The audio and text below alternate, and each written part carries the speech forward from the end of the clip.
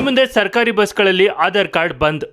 ಎಲ್ಲ ಮಹಿಳೆಯರಿಗೆ big shock. ಈ ಕಾರ್ಡ್ ಕಡ್ಡಾಯವಾಗಿದೆ. ಎಲ್ಲ ಮಹಿಳೆಯರು ಈ ವಿಡಿಯೋವನ್ನ ತಪ್ಪದೆ ನೋಡಲೇಬೇಕು. ಈ ರೂಲ್ಸ್ಗಳನ್ನ ಫಾಲೋ ಮಾಡಲೇಬೇಕು. ಹಾಗಾದ್ರೆ ಏನಿದು ಮಾಹಿತಿ ಎಲ್ಲ ಸಂಪೂರ್ಣವಾಗಿ ನೋಡೋಣ. ಅದಕ್ಕೂ ಮುನ್ನ ನೀವು ಕೂಡ ಈ ಫ್ರೀ ಬಸ್ ಯೋಜನೆ ಇನ್ನೂ ಕೂಡ ಕಂಟಿನ್ಯೂ ಆಗಲಿ ಅನ್ನೋದಾದ್ರೆ ತಪ್ಪದೆ ಈ ವಿಡಿಯೋವನ್ನ ಲೈಕ್ ಮಾಡಿ. ಹಾಗೆ ನಿಮ್ದು ಯಾವ ಜಿಲ್ಲೆ ಅಂತ ನಮಗೆ ಕಮೆಂಟ್ ಮೂಲಕ ತಿಳಿಸಿ. ಇಡೀ ಕರ್ನಾಟಕದ ಎಲ್ಲ ಮಹಿಳೆಯರ ಗಮನಕ್ಕೆ.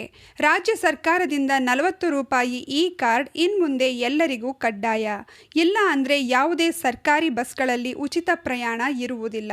ಈಗಾಗಲೇ ರಾಜ್ಯ ಕಾಂಗ್ರೆಸ್ ಸರ್ಕಾರ ಜಾರಿಗೊಳಿಸಿರುವ ಶಕ್ತಿ ಯೋಜನೆಯ ಅಡಿಯಲ್ಲಿ ರಾಜ್ಯದ ಎಲ್ಲ ಮಹಿಳೆಯರು ಇವತ್ತಿನವರೆಗೂ ಕೇವಲ ಆಧಾರ್ ಕಾರ್ಡ್ ಮಾತ್ರ ತೋರಿಸಿ ಪ್ರಯಾಣಿಸುತ್ತಿದ್ದರು. ಆದರೆ ಇನ್ಮುಂದೆ ಈ ಕಾರ್ಡ್ ತೋರಿಸುವುದು ಕಡ್ಡಾಯವಾಗಿದೆ. ಹಾಗಾಗಿ ರಾಜ್ಯದ ಎಲ್ಲ ಮಹಿಳಾ ಫಲಾನುಭವಿಗಳು ಈ ಕಾರ್ಡ್ ಮಾಡಿಸಿಕೊಳ್ಳುವುದು ಎಲ್ಲರಿಗೂ ಕಡ್ಡಾಯವಾಗಿದೆ. ಸರ್ಕಾರಿ ಬಸ್ಗಳಲ್ಲಿ ಉಚಿತವಾಗಿ ಪ್ರಯಾಣಿಸಲು ಬಯಸುವ ಪ್ರತಿಯೊಬ್ಬ ಮಹಿಳೆಯರೂ ಕೂಡ ಈ ಕಾರ್ಡ್ ಮಾಡಿಸಿಕೊಳ್ಳುವುದು ಅನಿವಾರ್ಯವಾಗಿದೆ. ಒಂದು ವೇಳೆ ಈ ಕಾರ್ಡ್ ಇಲ್ಲ ಅಂದರೆ ಆಧಾರ್ ಕಾರ್ಡ್ ತೋರಿಸಿದರೂ ಕೂಡ ನಿಮಗೆ ಯಾವುದೇ ಸರ್ಕಾರಿ ಬಸ್ಗಳಲ್ಲಿ ಉಚಿತ ಪ್ರಯಾಣಕ್ಕೆ ಅವಕಾಶ ಇರುವುದಿಲ್ಲ. ಈ ಬಗ್ಗೆ ಕೆಲವು ತಿಂಗಳಿಂದಲೂ ಈಗಾಗಲೇ ಹೇಳುತ್ತಾ ಬರುತ್ತಿದ್ದು, ಈಗ ಕಾರ್ಯರೂಪಕ್ಕೆ ತರಲು ಜಾರಿಗೆ ತರಲಾಗುತ್ತಿದ್ದು, ಈ ದಿನಾಂಕದಿಂದ ಇನ್ಮುಂದೆ ನಿಮ್ಮ ಕಂಡಕ್ಟರ್ಗಳಿಗೆ ತೋರಿಸುವ ಆಧಾರ್ ಕಾರ್ಡ್ ನಡೆಯುವುದಿಲ್ಲ. ಈ ಹೊಸ ಕಾರ್ಡ್ ಹಾಗಿದ್ರೆ ಎಲ್ಲಿ ಸಿಗುತ್ತದೆ? 40 ರೂಪಾಯಿ ಯಾರಿಗೆ ಕೊಡಬೇಕು? ಅರ್ಜಿ ಎಲ್ಲಿ ಸಲ್ಲಿಸಬೇಕು? ಕಾರ್ಡ್ ಹೇಗೆ ಸಿಗುತ್ತೆ? ಈ ಕಾರ್ಡ್ ಅರ್ಜಿ ಸಲ್ಲಿಸಿದ ಬಳಿಕ ಎಷ್ಟು ದಿನಗಳಿಗೆ ದೊರೆಯುತ್ತದೆ? ಹಾಗೂ ಈ ಕಾರ್ಡ್ಗೆ ಅರ್ಜಿ ಸಲ್ಲಿಸಿರುವ ಅರ್ಜಿ ಪ್ರತಿಯನ್ನ ಹಿಡಿದು ಸರ್ಕಾರಿ ಬಸ್ಗಳಲ್ಲಿ ಉಚಿತವಾಗಿ ಪ್ರಯಾಣಿಸಬಹುದೇ? ಇನ್ನು ಇತರೆ ಎಲ್ಲ ಪ್ರಶ್ನೆಗಳಿಗೆ ಇದೇ ವಿಡಿಯೋದಲ್ಲಿ ಉತ್ತರಿಸಲಾಗಿದ್ದು, ಪ್ರತಿಯೊಬ್ಬ ರಾಜ್ಯದ ಎಲ್ಲ ಮಹಿಳಾ ಫಲಾನುಭವಿಗಳು ತಪ್ಪದೆ ನೋಡಲೇಬೇಕಾದ ಮಾಹಿತಿ ರೀತಿಯಾಗಿದ್ದು, ಅತ್ಯಂತ ಉಪಯುಕ್ತವಾದ ಸುದ್ದಿ ಇದಾಗಿದ್ದು, ಎಲ್ಲ ಮಹಿಳಾ ಫಲಾನುಭವಿಗಳಿಗೆ ತಲುಪುವವರೆಗೂ ಈ ವಿಡಿಯೋವನ್ನ ಶೇರ್ ಮಾಡಿ. ಎಲ್ಲ ಪ್ರಶ್ನೆಗಳಿಗೆ ಸಂಪೂರ್ಣ ಮಾಹಿತಿಯನ್ನ ತಿಳಿದುಕೊಳ್ಳಲು ತಪ್ಪದೆ ವಿಡಿಯೋಗೆ ಲೈಕ್ ಮಾಡಿ ಹಾಗೂ ನಮ್ಮನ್ನ ಸಪೋರ್ಟ್ ಮಾಡಿ. ಜೊತೆಗೆ ವಿಡಿಯೋವನ್ನ ಕೊನೆವರೆಗೂ ನೋಡಿ. ರಾಜ್ಯದಲ್ಲಿ ಗ್ಯಾರಂಟಿ ಯೋಜನೆಗಳನ್ನ ಹಂತ ಹಂತವಾಗಿ ಪರಿಷ್ಕರಿಸುತ್ತಲೇ ಬರಲಾಗುತ್ತಿದೆ. ಆರಂಭದಲ್ಲಿ ಗೃಹಲಕ್ಷ್ಮಿ ಯೋಜನೆಗೆ ಕೈ ಹಾಕಿದ ಸರ್ಕಾರ ನಂತರ ಗೃಹ ಜ್ಯೋತಿ ಕಡೆ ಕಣ್ಹಾಕಿದೆ. ಈಗ ಉಚಿತ ಬಸ್ ಪ್ರಯಾಣದ ವಿಚಾರಕ್ಕೆ ಬಂದಿದೆ. ಇನ್ನೂ ಒಂದು ವಿಷಯ ಏನೆಂದರೆ, ಡಿಕೆಶಿ ಸಿಎಂ ಆದ ಮೇಲೆ ಗ್ಯಾರಂಟಿ ನಿಲ್ಲಿಸಲಾಗುತ್ತದೆ ಅನ್ನೋ ಊಹಾಪೋಹ ಸಹ ಹರಿದಾಡುತ್ತಿದೆ.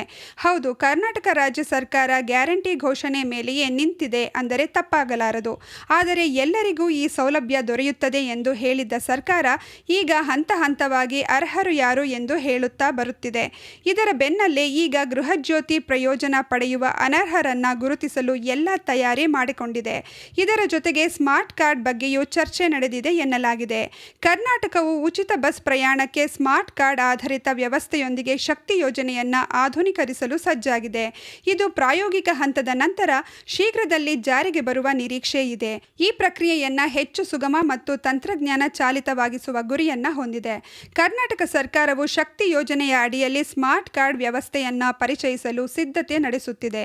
ಇದು ರಾಜ್ಯದಾದ್ಯಂತ ಮಹಿಳೆಯರಿಗೆ ಉಚಿತ ಬಸ್ ಪ್ರಯಾಣವನ್ನು ಒದಗಿಸುತ್ತದೆ. ಪ್ರಾಯೋಗಿಕ ಹಂತದ ನಂತರ ಈ ಉಪಕ್ರಮವು ಶೀಘ್ರದಲ್ಲೇ ಜಾರಿಗೆ ಬರುವ ನಿರೀಕ್ಷೆ ಇದೆ.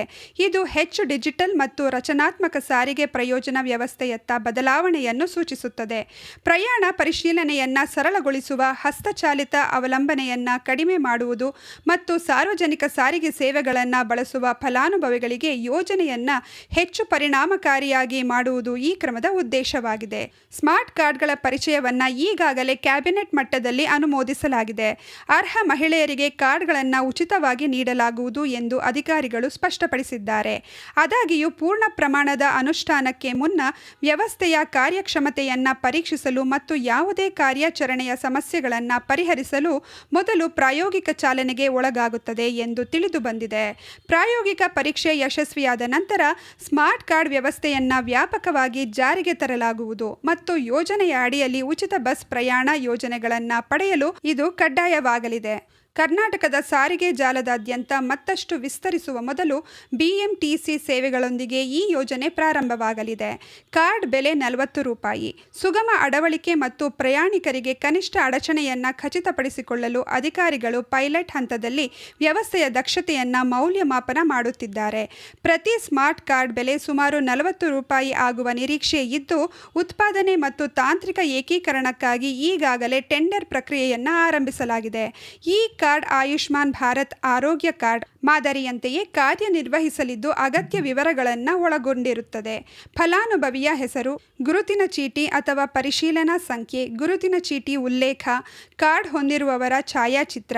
ಈ ಕಾರ್ಡ್ನಲ್ಲಿ ಮೈಕ್ರೋಚಿಪ್ ಕೂಡ ಇರಲಿದ್ದು ಸ್ವೈಪ್ ಅಥವಾ ವೈರ್ಲೆಸ್ ಸಂಸ್ಥೆಗಳ ಮೂಲಕ ಡಿಜಿಟಲ್ ಮೌಲ್ಯೀಕರಣವನ್ನು ಸಕ್ರಿಯಗೊಳಿಸುತ್ತದೆ ಎಂಬ ಮಾಹಿತಿ ಸಹ ಇದೆ. ಪ್ರಯಾಣದ ಸಮಯದಲ್ಲಿ ಬಸ್ ಕಂಡಕ್ಟರ್ಗಳು ಕಾರ್ಡ್ ಪರಿಶೀಲನಾ ಸಂಖ್ಯೆಯನ್ನ ನಮೂದಿಸಲು ಎಲೆಕ್ಟ್ರಾನಿಕ್ ಟಿಕೆಟ್ ಯಂತ್ರವನ್ನು ಬಳಸುತ್ತಾರೆ. ಇದು ಅರ್ಹತೆಯನ್ನ ದೃಢೀಕರಿಸುತ್ತದೆ ಮತ್ತು ಯೋಜನೆಯ ಅಡಿಯಲ್ಲಿ ಉಚಿತ ಪ್ರಯಾಣವನ್ನು ಅನುಮತಿಸುತ್ತದೆ. ಸರ್ಕಾರಿ ಕಲ್ಯಾಣ ಸವಲತ್ತುಗಳ ಬಳಕೆಯಲ್ಲಿ ಹಸ್ತಚಾಲಿತ ಪರಿಚಲನೆಗಳನ್ನು ಕಡಿಮೆ ಮಾಡಲು ಮತ್ತು ಪಾರದರ್ಶಕತೆಯನ್ನ ಸುಧಾರಿಸಲು ಈ ವ್ಯವಸ್ಥೆಯನ್ನು ವಿನ್ಯಾಸಗೊಳಿಸಲಾಗಿದೆ ಎನ್ನಲಾಗಿದೆ. ನೋಡಿದಲ್ಲ ಸ್ನೇಹಿತರೆ, ಫ್ರೀ ಬಸ್ ಯೋಜನೆಯಿಂದಾಗಿ ಯಾವೆಲ್ಲ ಹೊಸ ರೂಲ್ಸ್ಗಳು ಜಾರಿಯಾಗಿದೆ ಅಂತ. ಈ ಬಗ್ಗೆ ನೀವೇನು ಹೇಳ್ತೀರಾ?